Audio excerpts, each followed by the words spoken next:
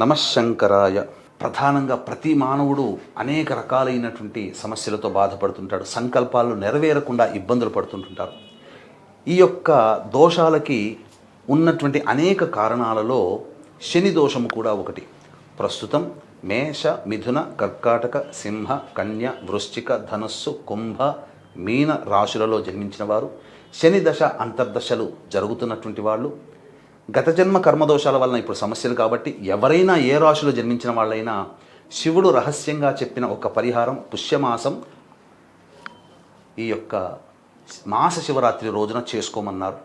మీ యొక్క సంకల్పం ఎవరికీ చెప్పకుండా జనవరి 16వ తారీఖు మాస శివరాత్రి ఆ రోజున శివాలయానికి చేరుకొని నవగ్రహాల చుట్టూ శివాయ నమః అంటూ 27 ప్రదక్షిణలు చేసి ఆ పరమేశ్వరుడికి శుద్ధమైన ఆవునేతితో కానీ ఆవ నూనెతో కానీ అభిషేకము జరిపించి నీలిరంగు శంకు పుష్పాలతో కానీ లేదా ఈ సంబంధించిన నీలిరంగు చామంతి పుష్పాలతో కానీ గరికతో కానీ బిల్వ పత్రాలతో కానీ ఆ పరమేశ్వరుడికి అర్చన చేయండి.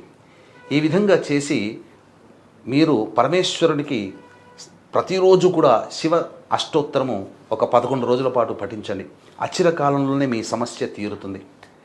ఈ జనవరి 15వ తారీఖు సంక్రాంతి విధిగా ప్రతి మానవుడు కూడా ఈ పిండ ప్రదానం తర్పణాది కార్యక్రమాలు పెద్దల కోసమే చేసుకోవాలి.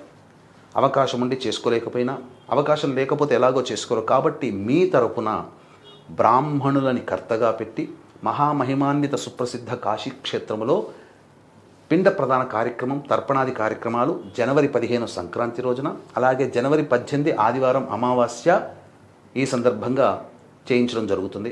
అలాగే సాయంకాలం 7 గంటలకి జనవరి 18 సాయంకాలం 7 గంటలకి సర్వదోష నివారణ పూజల హోమాలలో భాగంగా ప్రత్యంగిర, బగలాముఖి, రాజశ్యామల, వారాహి, ధూమవతి, కాలభైరవ, శనీశ్వర, మృత్యుంజయ, సుదర్శన, లక్ష్మీ హోమాది కార్యక్రమాలు జరిపించి శక్తిపాతము చేసినటువంటి కరుంగలిమాల ఇవ్వడం జరుగుతుంది.